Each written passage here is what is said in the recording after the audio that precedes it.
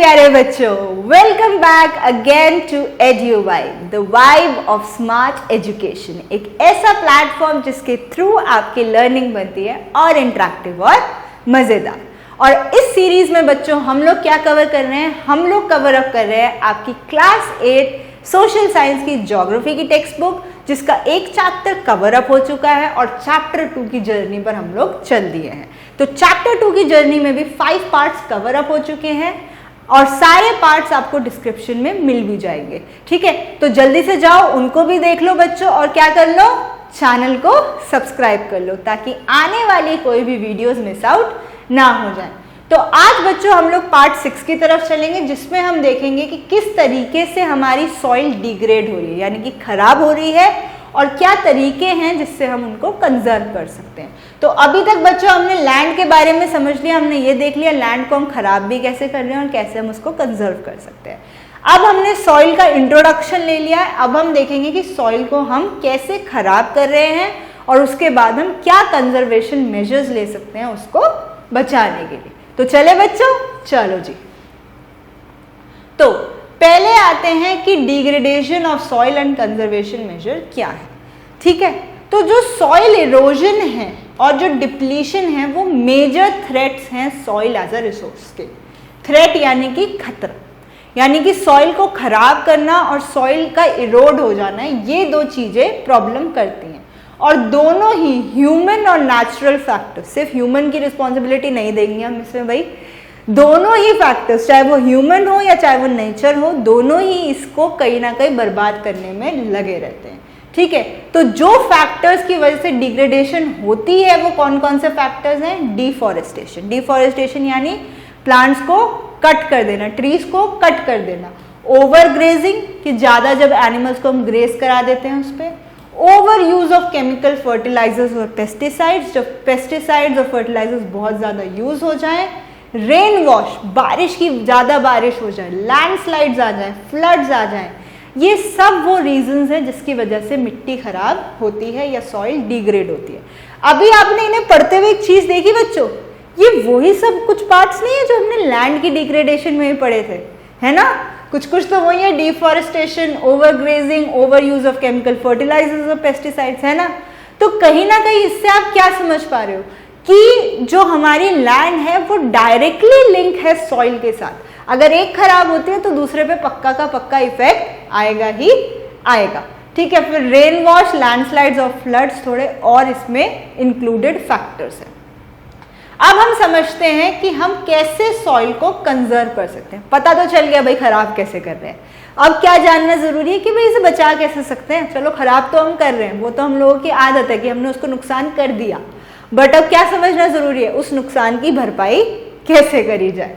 तो सीखते हैं। तो पहला क्या है? मल्चिंग। मल्चिंग एक क्या टेक्निक है? The bare ground between plants is covered with a layer of organic matter like straw, it helps to retain soil moisture.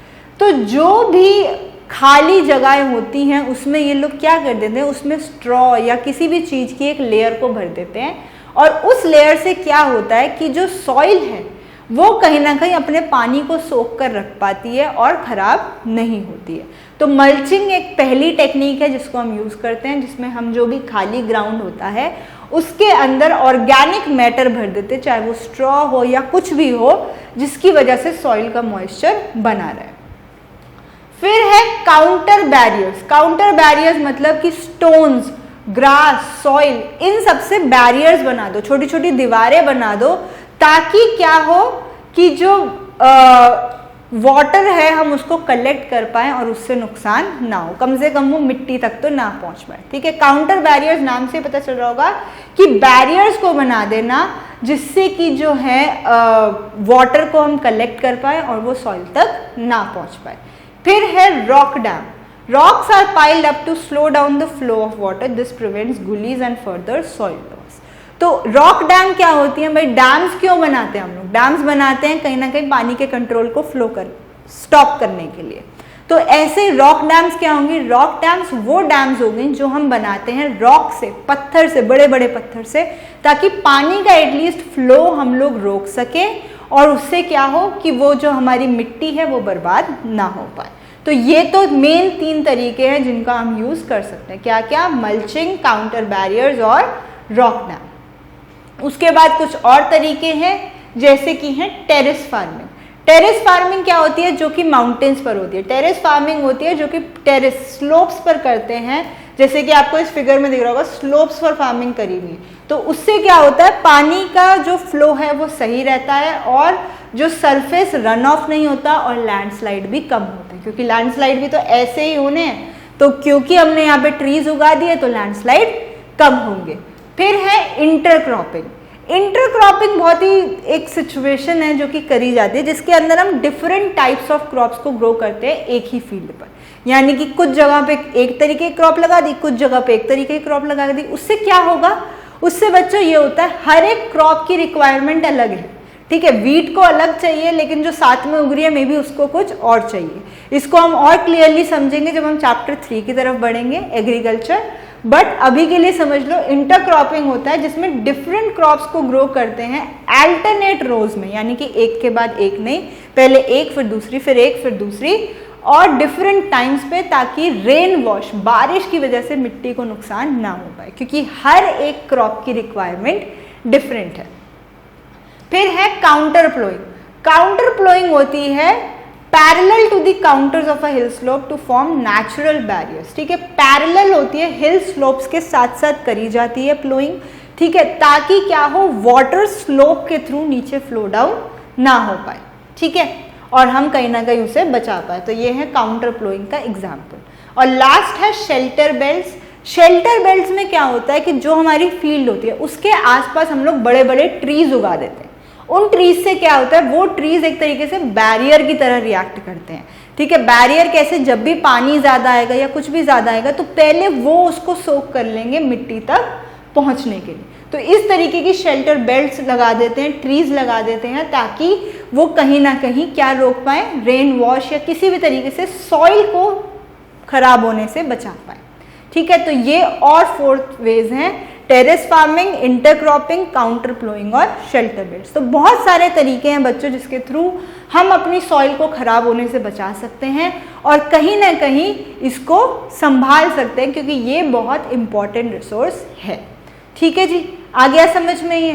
चलो, तो अब एक ये एक्टिविटी है समझने के लिए कि एक्चुअल में हम किस तरीके से सॉइल को कंजर्व और सॉइल के तरीके को जान सकते हैं। Take 2 trays A and B of same size. आपको 2 ट्रे लेनी है, A और B, दोनों सेम साइज की। Make 6 holes at one end of these trays and fill them with the same amount of soil. तो एक एंड पर आपको कितने होल्स बनाने हैं? 6, और फिर उसको सेम अमाउंट ऑफ सॉइल से भर देना है। Leave the soil in tray A bare while sow wheat और rice grains in tray B। इसमें आपको कुछ नहीं डालना है, इसमें आप कोई भी ग्रेन्स डाल सकते हो, चाहे तो चावल के या चाहे व्हीट के, व्हीट यानी गेहूं के। ठीक है, when the grain in tray B has grown a few centimetres high, place both the trees in such a way that they are on a slope. अब आपको क्या करना है कि दोनों ट्रेस को, जब इसमें थोड़े बहुत प्लांट्स आ जाएं, सैपलिंग्स आ जाएं, तो दोनों ट्रेस को इस तरीके से रखना है जैसे जो स्लोप पर होता है। ठीक है, और क्या करना है, आपको ये देखना है कि उसके अंदर जब आप पानी डालोगे एक मग से तो क्या होता है। ठीक है, collect the muddy water that trickle down the holes of both trace. दोनों ट्रेस से जो भी पानी निकल रहा है उसको होल्ड करो, उसको कहीं ना कहीं पे कलेक्ट करो और देखो कि कितनी सॉइल वॉश हुई है। कितनी सॉइल वॉश हुई है में आपको ये आंसर मिलेगा कि जो फर्स्ट ट्रे है, जो ट्रे ए है, उसके अंदर काफ़ी सारी सॉइल वॉश आउट हो जाएगी, बट ट्रे बी में मोस्टली आपको वाटर मिलेगा, ज़्यादा सॉइल नहीं होगी, जिससे आपको एक तो ज़रूर रिजल्ट मिल जाएगा कि अगर मिट्टी पे हम कुछ नहीं ग्रो करते हैं, खाली छोड़ देते हैं, तो उसकी सॉइल की बर्बादी होनी ज़्यादा है। बट कहीं ना कहीं प्लांट्स ग्रो करने की वजह से वो उसको पकड़ के रखते हैं और जो है सॉइल ज़्यादा समय तक सेफ रह पाती है। ठीक है जी, तो इसके साथ साथ हम लोगों का ये पार्ट एंड होता है, जिसमें हमने ये देखा कि कैसे हम अपनी सॉइल को बर्बाद करते हैं और कैसे हम उसको कंजर्व भी कर सकते हैं। कुछ फैक्टर्स, कुछ तरीके with which we can conserve our soil. तो now I will end this video over here और मैं आपसे मिलूंगी नेक्स्ट पार्ट में। तब तक के लिए बच्चों स्टे ट्यून, चैनल को सब्सक्राइब कर लो ताकि आने वाली कोई भी वीडियोस मिस आउट ना हो जाए। Bye bye, thank you.